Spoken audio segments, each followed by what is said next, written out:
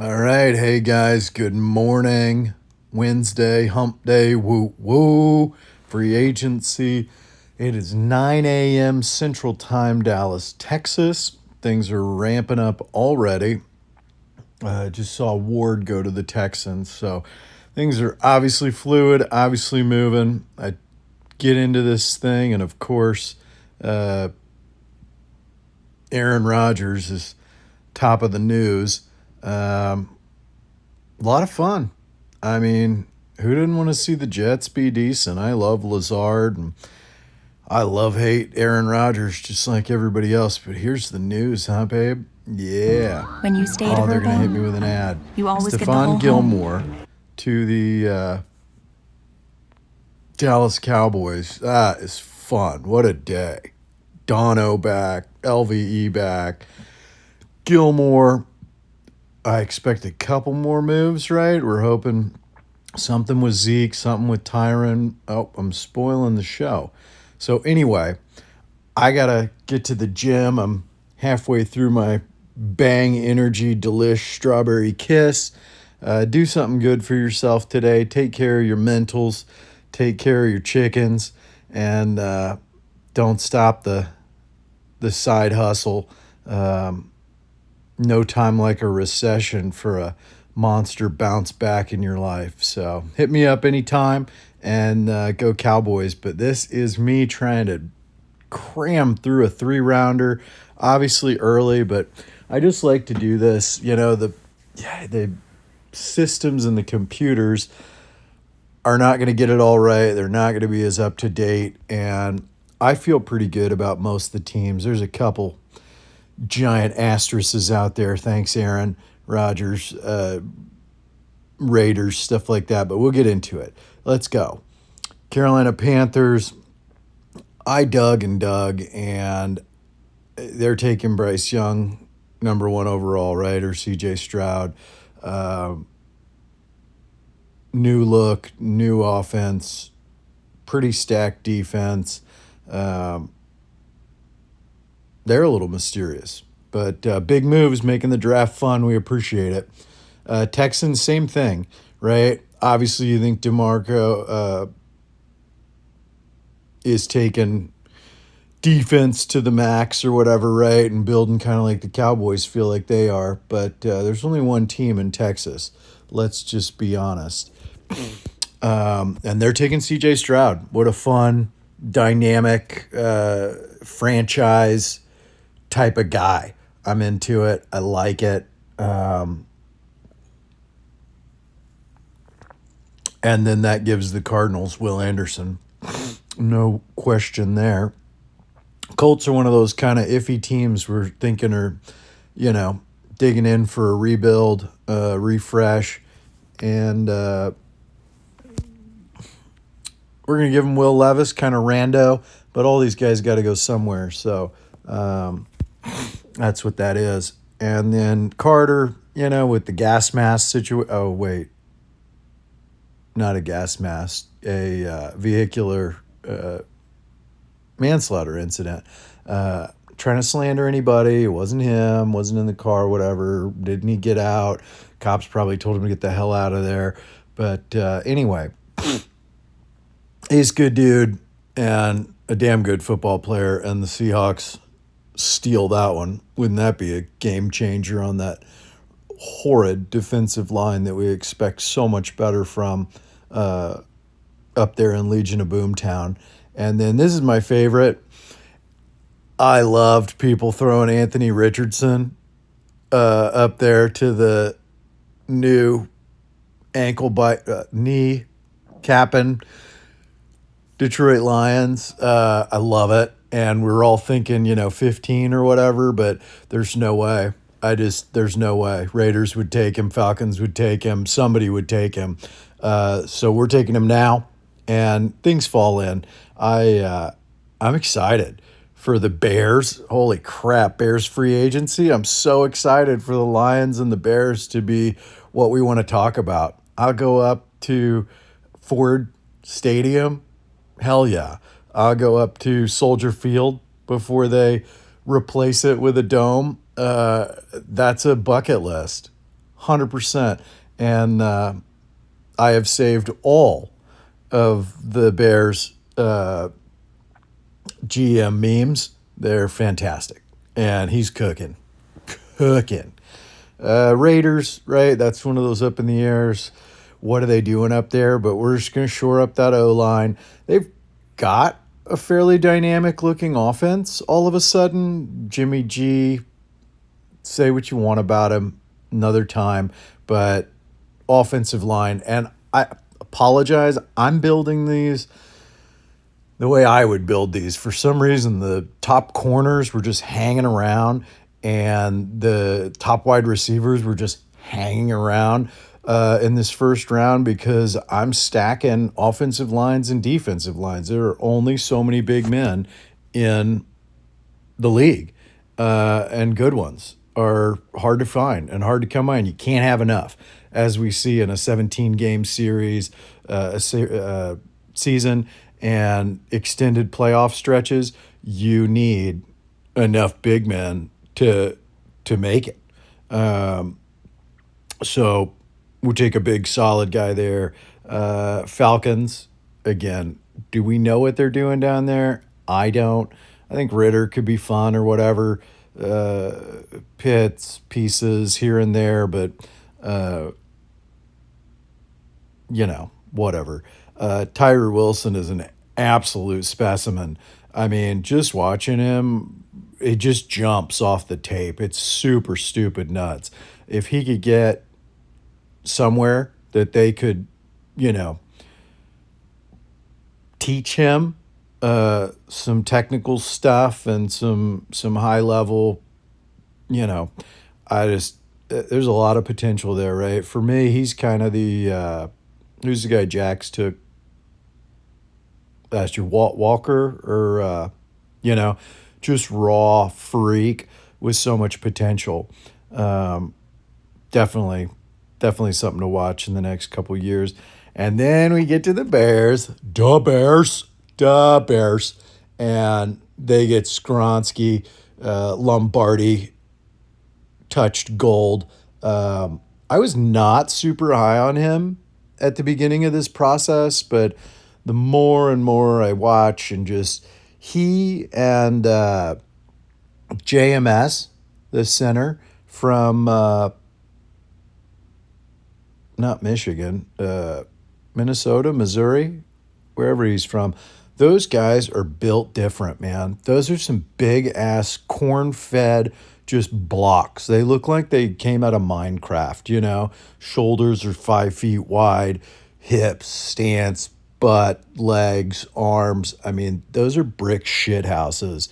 And they move well, as opposed to one of your like new prototype 6'8", 6'7", super freaks at tackle.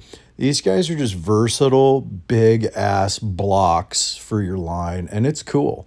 I think he'll just step in day one. You'll never hear a word about him, and he'll just be ridiculously dominant and successful. It's kind of that kind of deal. And with those other grabs from the Bears, all of a sudden, Justin Fields gets some big boys to block, some toys to play with, and they need to crank back up that,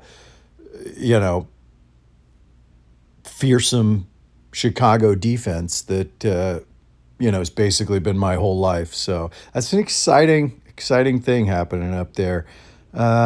Eagles, stupid luck into Nolan Smith, like one of the low-key best players of this draft, at least numbers-wise. Really interesting to see him grow. He's not even, near his potential either. Another kind of raw-ish, super freak, athletic. Anyway, screw the Eagles, but that's a phenomenal pick. And yeah, I just put Nolan Smith top 10 because I watch too much TV in the combine and am on Twitter too much. Miles Murphy doesn't fall any farther just simply due to the fact that we have no idea what the hell is going down in Tennessee. he is as raw as any of those players, and I think he could have bust written all over him. But I just, again, is Henry staying? Are they rebuilding the entire offensive line? Who's the quarterback? Like, Tennessee is a hot pile of shit after upsetting Tom Brady, in the Super Bowl. In the playoffs 2 years ago. I mean, what a mess. But it's verbal, and they are like the Steelers these days. One of my favorite coaches, very Tomlin, do work, grind, finds just hard hat motherfuckers to play football, and we'll see. We'll see. They need to make some moves. It's probably a year or two bounce back or something there. And again, can you imagine Derrick Henry not being on the Tennessee Titans? I hate it. I almost put Bijan here just to piss people off and get weird, but it is what it is. It's kind of a glossy pick I talked a lot about. The Texans bounce back and take arguably the number one cornerback in the draft. I love Devon Witherspoon. I don't think Christian Gonzalez gets enough credit for being a pretty tough, competitive. I've heard some things about tackling or, dog grit. I think he's got it, and he's certainly got the body frame, fluidity, speed. He's going to be damn good. I mean, don't overthink it. And there weren't a lot of other great choices. I mean, you just can't possibly go lower than that, right? Jets, it's another what the hell, right? We don't know what's going on with Rodgers. We don't know what's going on up there. But so I just threw a big name at it of sort of need. They're going to have a crowded wide receiver room. Do they have Mekhi Becton, the solid line? I could see some offensive line there, certainly, once this shakes out. But are they even going to have this pick, right, is really what it boils down to. So I just threw a little filler in there. Sorry if you're a big Eminem fan, but I'm not terribly interested. Shame on me, maybe, but I'm just not, especially in the damn first round. So filler. And, of course, Bill Belichick falls into arguably my number one, number two wide receiver of the draft. Thank God, right? Because for all the years and years of dominance, I don't know who's drafting or playing GM up there these days, but it's messy. But that is an incredible pick, and they need it bad, regardless of who's playing quarterback, who's playing line. Need some serious pieces probably coming up on defense, but that's the pick for me, and I like the spot, I like the guy, I like the situation. He could be just an absolute monster targets and production year one, in my opinion. He's the most pro-ready step in and contribute in an absolutely huge way in all the situations for me. I'm just a huge, huge fan. And yeah, Green Bay, they're stuck in Roger limbo, but the mail must go through, right? Lucas Van Ness, super underrated, badass, great potential all up and down the line. It'd be interesting to see him in kind of a Zadarius Smith, now that I'm thinking about it, where he just kind of bounces around and works that line from every single spot. Micah Parsons-esque, bigger, obviously, but I think that'd be interesting. Big ol' Iowa, understated, underrated, phenomenal chess piece there, and then they'll sort the rest out. I guess it's going to be Jordan Love and the new look. LaFleur without Aaron Rodgers, kind of exciting and refreshing, honestly. But yeah, it'd be interesting if Green Bay is third or fourth in that division. Whoa. Never thought I'd hear those words. We'll see. Washington takes Broderick Jones. We don't know what the Commanders are doing either, besides hopefully being sold from the creep. But who knows? He must have dirt and every damn person in the business. But I absolutely love Broderick Jones. It's falling a little. He was one of my number one first watch, just specimens from the Georgia team. I just think he's built like a gladiator. He doesn't look big. He looks like, you know, Tyron Smith, an inch shorter, just in body type for me. So he could get bigger and stronger, but it's crazy because he's like 6'4" ish plus, and he's 315, and he looks like a middle linebacker.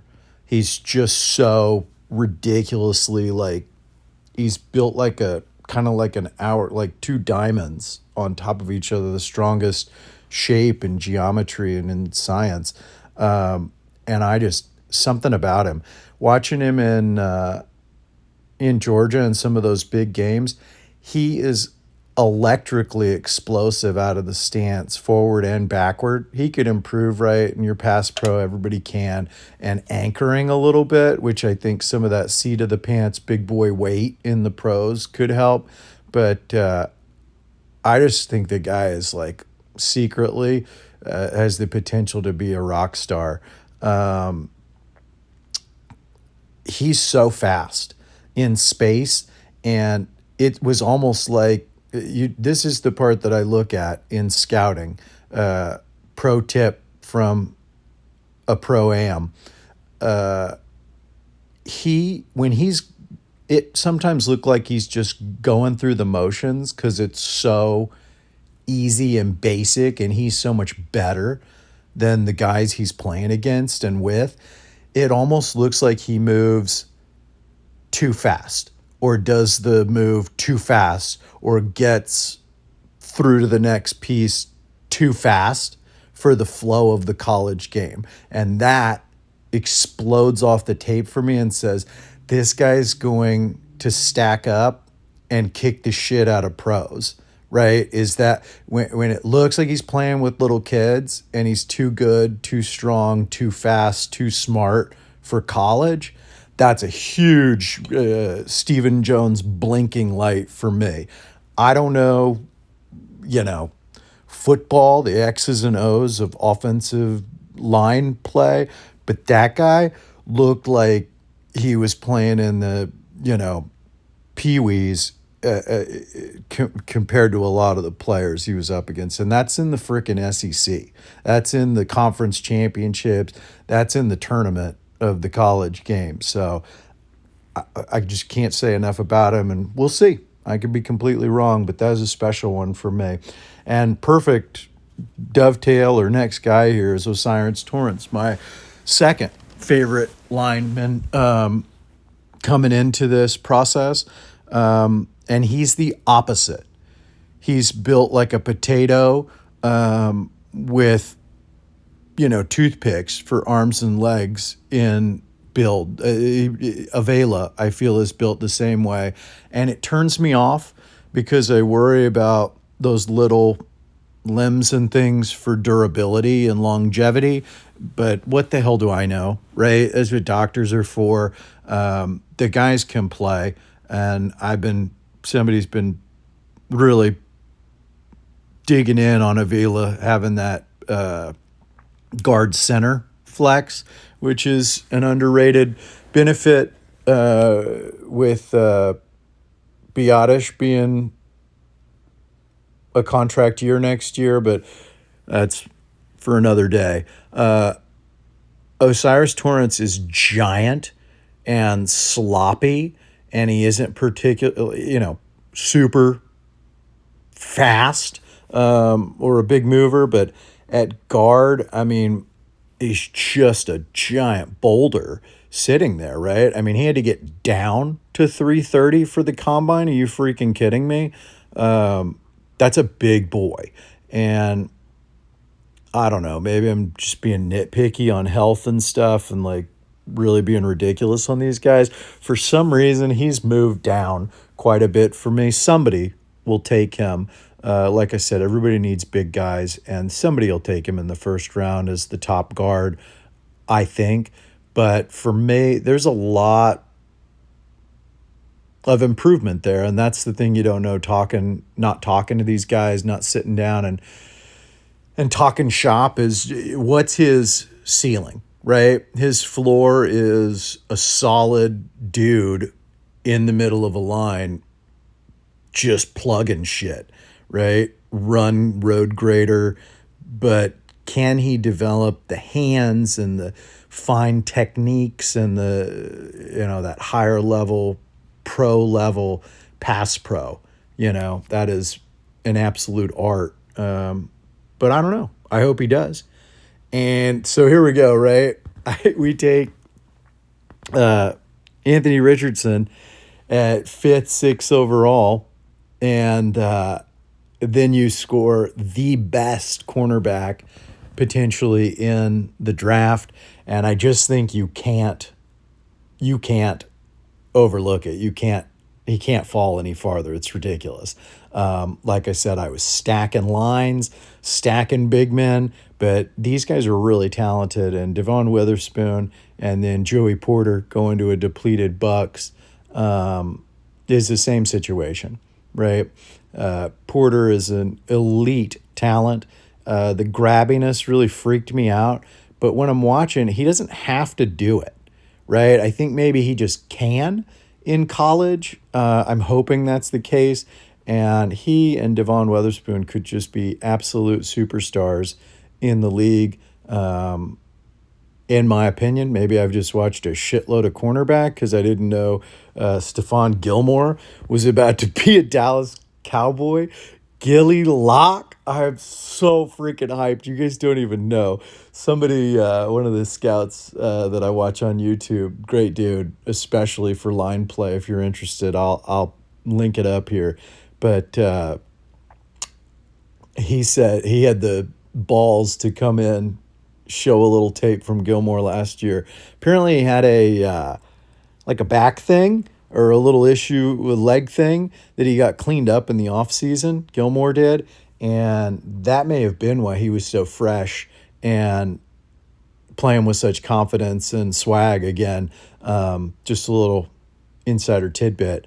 But, I mean, Stephon Gilmore's top 5 corner last year and kind of faded the end of the year because the Colts were so damn imploding. So I could have even been better. I mean, are you kidding me? Watched him against Dallas. Had to go back and watch some more. But who doesn't love Gilly Lock? Super Bowl champion with the Patriots.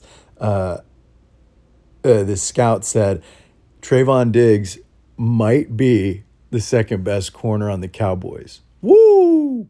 Hot take. And I'm here for it, baby. I like it. Seahawks, go back, bolster that line again. Brian Reese is freaky. Inside, outside. Again, he's one of those guys I think that the Seahawks are so good. Nolan Carroll, God bless him, wanting to play defense and run the ball. It served him well. But that defense is always just grinding and working hard, and that guy's a freak. It's probably a little bit of an overdraft maybe, but I just like it, and I wanted to talk about him, and I think he could really thrive up there in Seattle as they try and bring back some dominant D-line to go with a damn good secondary and a fairly explosive, exciting offense and a fresh offensive line. Obviously, be interesting to see what that looks like, but that's a solid building block for me as they go. And then another one, Bijan, he can't fall any farther, right? Talks of Elker, my main man, pound for pound, the strongest athlete in the NFL, my boy. Fantasy football Hall of Fame legend Elker maybe wants out. Interesting, but Chargers are a pretty well-rounded team, and here there was nothing anywhere close to Bijan Robinson. So that is what it is. 22. Unfortunately, we have Lamar. God, I hope he's a Raven. Oh, I just want him to be happy. If he needs a fresh situation, I love it. If he stays a Raven for my whole life, I love it. Lamar Jackson is one of the all-time underrated badasses of the NFL, just period. And that's all I'm going to say about that. In this one, they take Quentin Johnson to try and entice and give him some more tools to be successful. I mean, Quentin Johnson is a really iffy player for me. I hate to say it, but I feel like Steve Smith was in my brain. If you catch that quip of him talking about watching tape and grading him, is he an absolute stud and superstar, and he's going to put his hands up over his head and actually start catching balls like Kelsey and Mike Williams and stuff, or is he going to have that slow start like a Mike Williams? It's something about it. He has every single measurable, every single skill, every single tool there, I think, but I don't see him just dominating and taking over. I mean, he should have just been just teabagging every mother effer in college football, and it just didn't feel that way. In big moments and big things, are they not going to him? Is it the quarterback? I mean, they were in the championship, and I didn't see him. He had like one monster play, which it was awesome, right? But Ringo basically locked him down an entire game. And is that scheme? Is that game planning? It's so hard to tell in this short amount of time trying to piece this all together, but it just really bothers me. You know, I want to hear his name every drive. I would force your best player the ball. And it was just weird. You know, who was the other dude that just absolutely shut him down? I think it was, I thought I watched the full game, some full games, because there's a lot of TCU players and a lot of big names, and that should be one of your few big wide receivers that you can see on a big corner, like a Ringo, who you could tell was a little slower than him, but he basically, you know, they bracketed him or just, you know, one-on-one on the outside all game. He made one big catch. That was it. One big catch. And then the same thing against, I think it was Devin Witherspoon when they played. And you know, Syracuse, Illinois was a surprisingly badass team from the Northeast, all things considered. But he had like one big catch. And then he was just shut down. And I watched one other draftable cornerback against. I can't remember. I think that was it, though. Anyway, just a huge question mark for me, and I'm not really into it. I hope he's well. I hope he's A.J. Brown when he grows up, but it bugs me. I don't know. He needs a really good offensive mind and situation, I think, which who the hell knows if that's the Ravens. They had 10 wide receivers they couldn't switch on. They draft all my favorite guys, and they don't do anything with them. It's very strange. But a little bit of a new regime, I guess, up there, right? New OC, so who knows? I like it. Deonte Banks to the Vikings. They're in a lot of flux, but their defense is abysmal. And Brian Brada said something weird about a Banks character issue, and now I'm going back and hearing that maybe I misunderstood. I thought it was some kind of, you know, does he live and die for the game? Is he a gamer? Is he a professional? But now I'm starting to hear, is it a recognition, cognition, learning the game thing? But freak, you know, I think he's badass. So anyway, that's where he's going. Vikings need that defense. They got their line. They got Kirk Cousins, I guess. Uh, Fairly stacked offensively. So, I mean, I think they just need to pour their heart and soul into that defense and try and get back to third place in the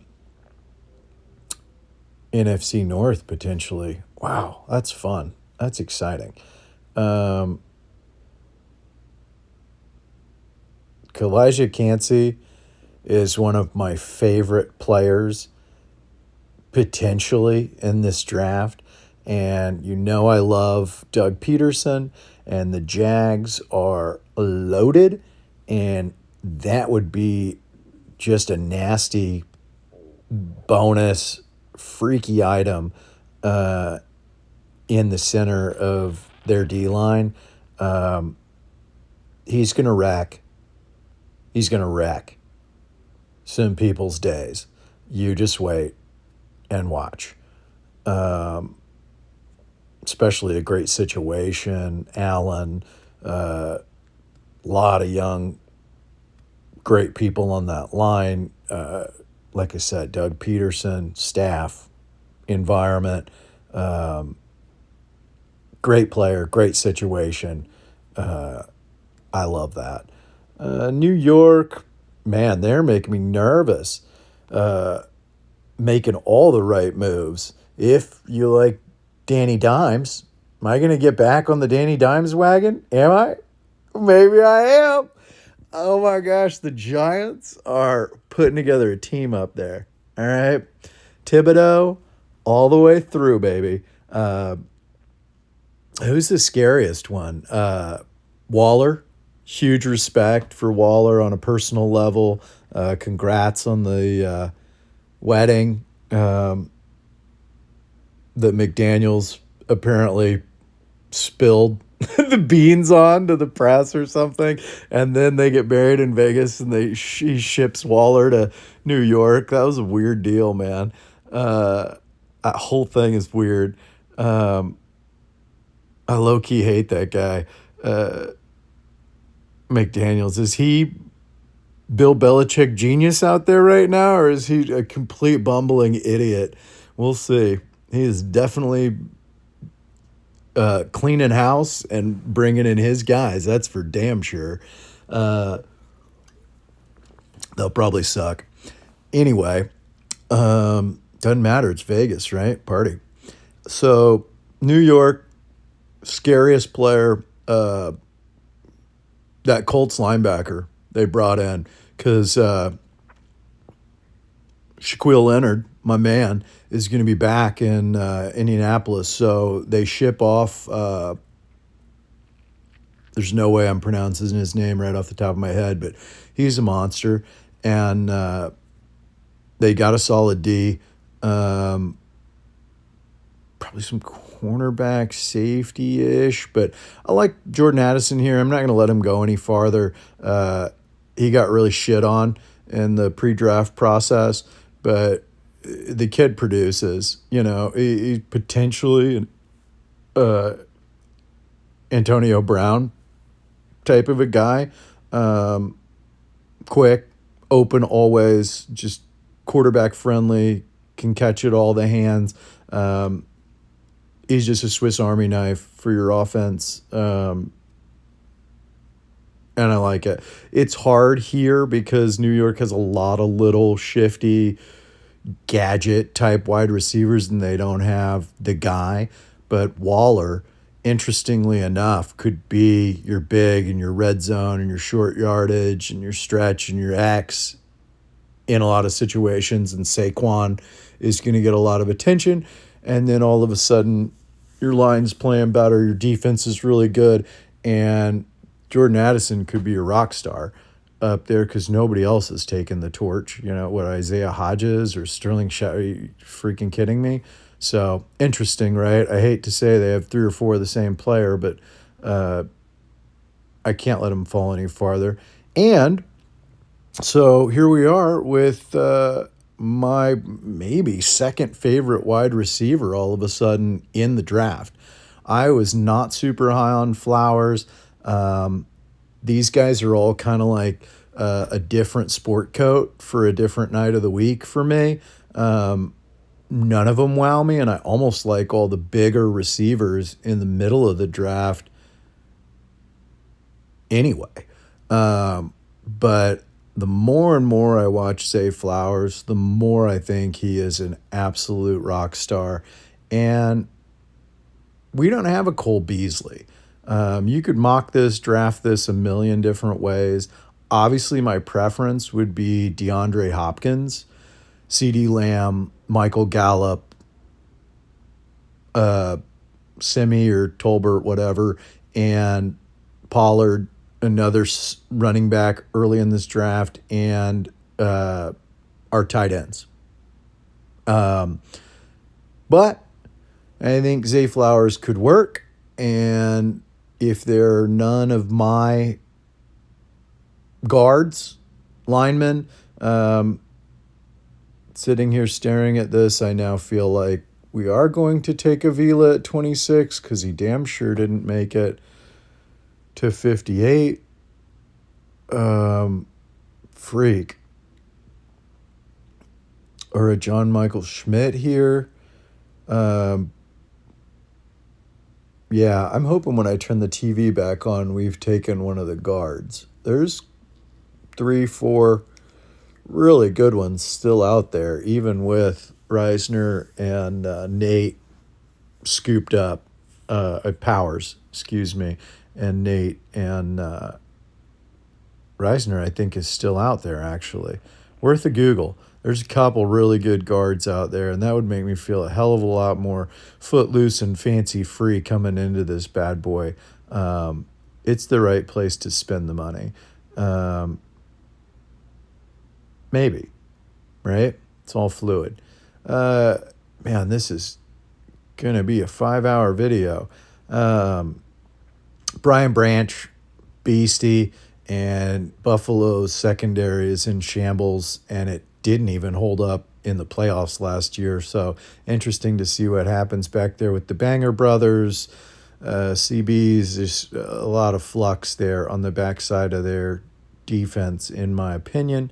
This guy could be a field general, not the fastest, but definitely the smartest green dot on the field, in my opinion, back there for them. And then the Bengals, I haven't seen or heard a lot. They're getting cleaned out, but they're still stacked. It's kind of like the Eagles, right? If you build them right, it still organically goes right. Do you hate to lose Jesse Bates the third? Well, hell yeah, you do. But are you paying him the highest any safety's been paid in NFL history? No, hell no, you're not. So it is what it is. It's business, baby. Darnell Wright, the first time I didn't watch any Tennessee games. They were damn good this year, apparently. Hallelujah. Peyton Manning's the GOAT. Watch his TV show. As a matter of fact, Peyton Places, absolutely effing brilliant television. Is it football? Yes. Is it so much more? Yes. Like watching he and his brother, watch Monday night, Thursday night football. It's just gold. Television gold. Skycam and Mannings. That's all you need. Anyway, the first time I saw Darnell Wright was at the Senior Bowl practices, and then in the Senior Bowl, and we're looking at all these other guys. We're talking about all these other guys. I'm like, that guy is ridiculously not the same as the rest of those human beings out there. He's going to be solid for somebody. And you put him right there instead of Lyle Collins, stacked for the next 10 years. That's all I need to say about it. Go watch him.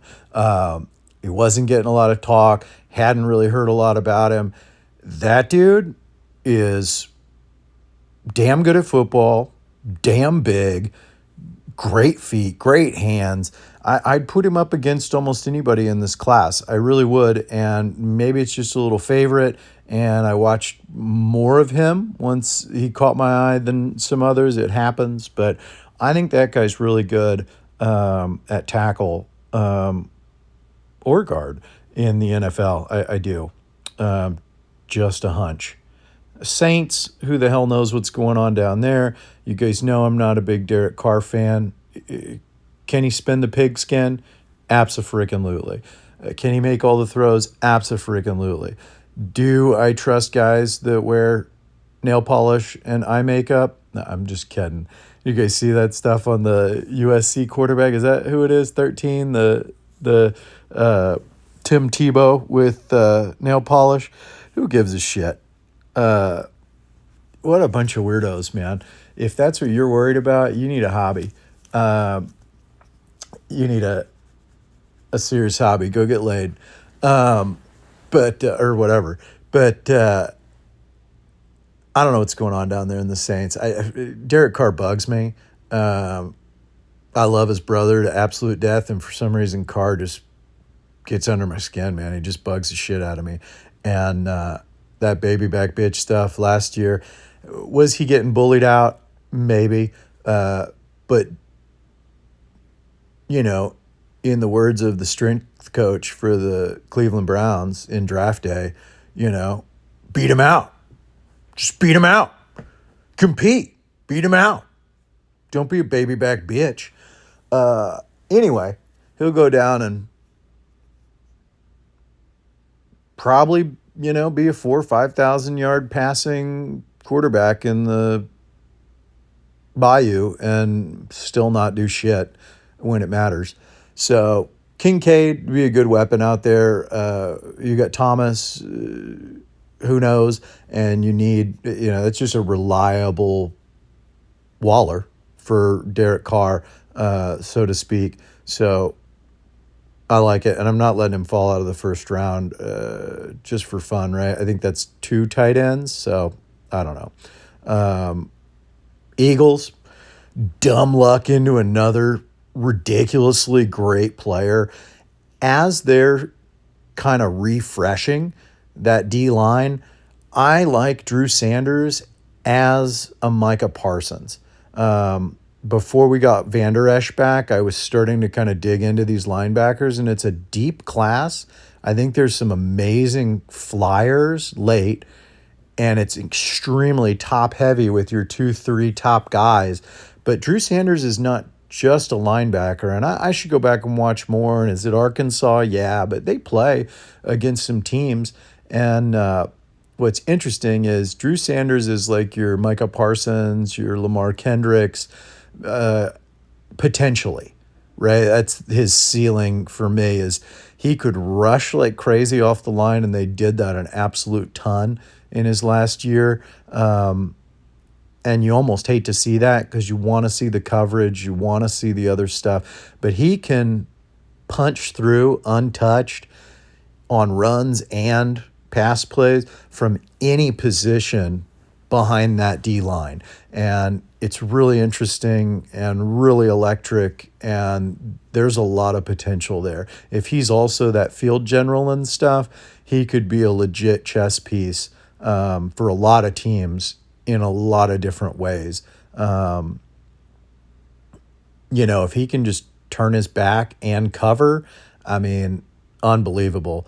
And as you can see, I've got Trenton Simpson right below. I haven't really watched him, but he's a monster and a electric sideline to sideline guy, and it just feels like Steelers for me. I should go back and throw on some serious tape for him, because if he's being ranked as the second best linebacker in the draft and a top 20 type player, I need to dig in there, I guess. I just haven't, and now that LVE's signed, I may not. But in my spare time that I have none of, we can look at that. And KC, right, falls into one of the best potential spots and situations for him, right? If OBJ isn't back, DeJuan Jones is 6'8". Does he have incredible footwork and quickness? No, but he's 6'8". It doesn't matter. You stick him out there, he can have a slice or some barbecue, and just Matrix, right? He'd be out there like Neo, just one hand, pop, pop, pop, pop, pop, pop, pop, pop, pop, just beating up on dudes. Who doesn't want a jolly red giant out there on the outside? I know I do. Wow, okay. Hadn't really done this on this site and stuff, but we just roll right through, huh? Round two. Trying to go a little quicker. Feel free to look it up. I may dig into some more stuff, but Jalen Hyatt. No, here's what we'll do. I'm going to stop, and then we'll jump right back in.